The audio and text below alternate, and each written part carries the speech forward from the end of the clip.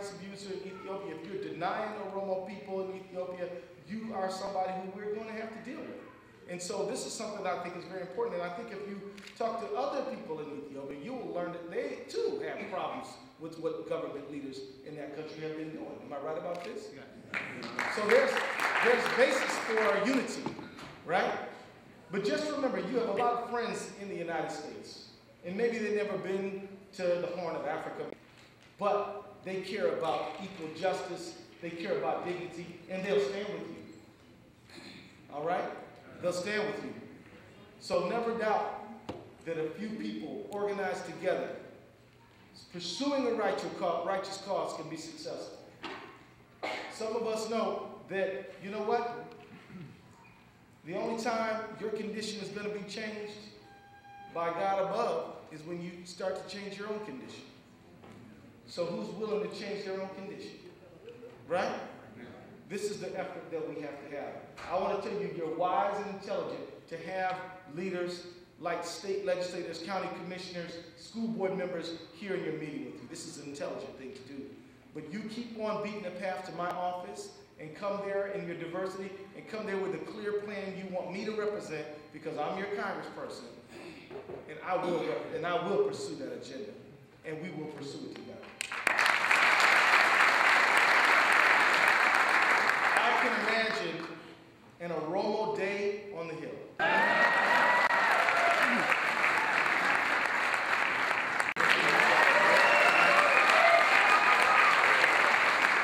Why not have Oromo from Minnesota go to the state capitol and lobby Representative Khan and Senator Pocono? And why not bring Oromo from Minnesota, Wisconsin, Illinois, Washington State, Louisiana, Texas, Mississippi, California, to the United States Capitol to raise the flag and talk about the Oromo agenda? Why not?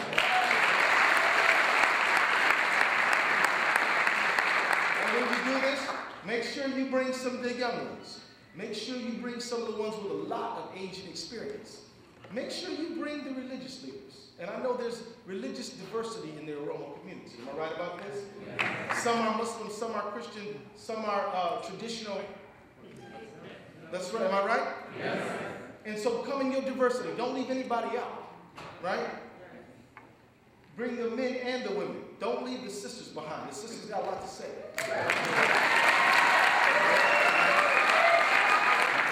Come in your diversity, but come with a single message and deliver that message with clarity and conviction, full in the knowledge that as an American, you have the right to petition your government.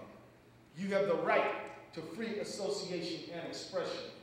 You have the right to equal protection.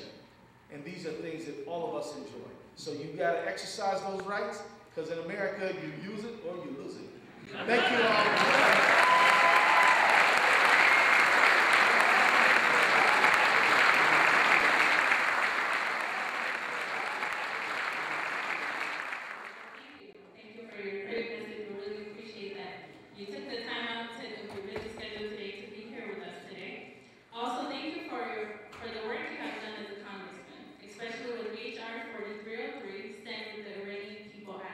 Which directs the Secretary of State to deny issuance of a visa and the Secretary of Homeland Security to deny U.S. admission to any government official of a rank who is credibly alleged to have ordered or participated in human rights abuses against the people of Iran.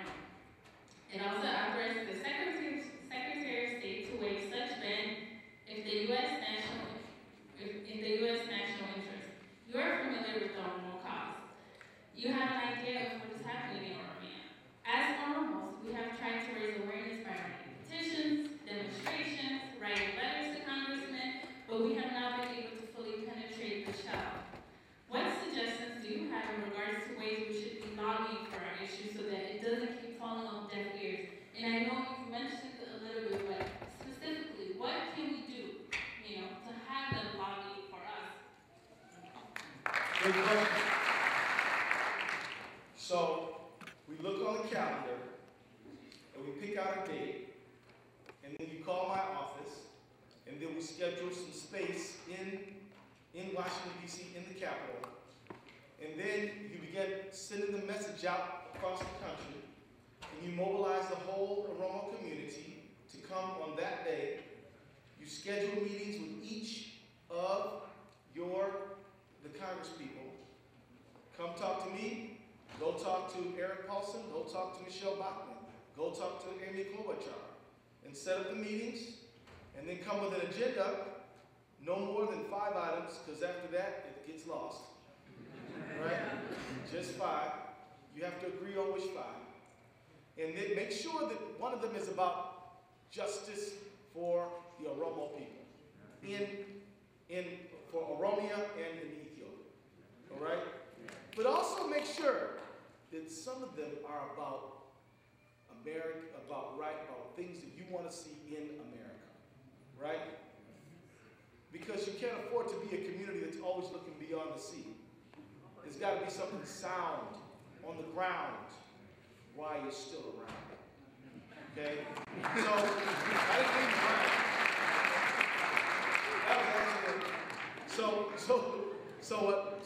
So have this day on the Hill. Have a Minnesota Day on the Hill. Then have a U.S. Capitol Day on the Hill, and bring it forth and be that citizen lobbyist. Because I'm going to tell you, there are people who are paid a lot of money to come tell me to help them on health care, help them on energy, and do something for their bank. And they always want to come talk to me. And most of them have shirts with monograms right here, you know, and expensive watches. But when a citizen lobbyist comes to see me, that means much more. Because I know it wasn't easy for you to get there. And you're sacrificing work and you're sacrificing other things. Now, I know that there's a Oromo community in the Washington, D.C. area. Coordinate with them to help them do some of the logistics at the event. But pick a date on the calendar and start driving towards it. Now, when I said a moment ago, you got to agree on what the agenda is going to be. One of them should be about, you know, foreign affairs. It should be about justice for.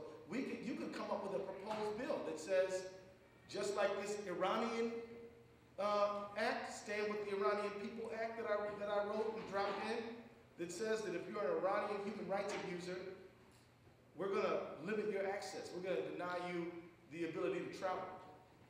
If there's someone, and I'm going to tell you something else. India is a country that is friendly with America. Did you know that? Of course you know that. There's a guy in India named Narendra Modi. Anybody ever heard of him? Maybe you didn't hear of him. Let me tell you what he did. He got up on the radio, and he's a governor in a place called Gujarat.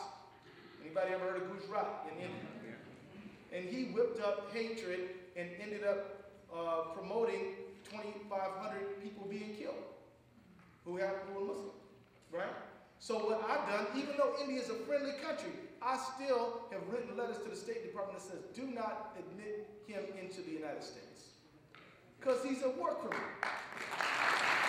And so if you know some human rights abusers in Ethiopia who don't need to come here, let me know.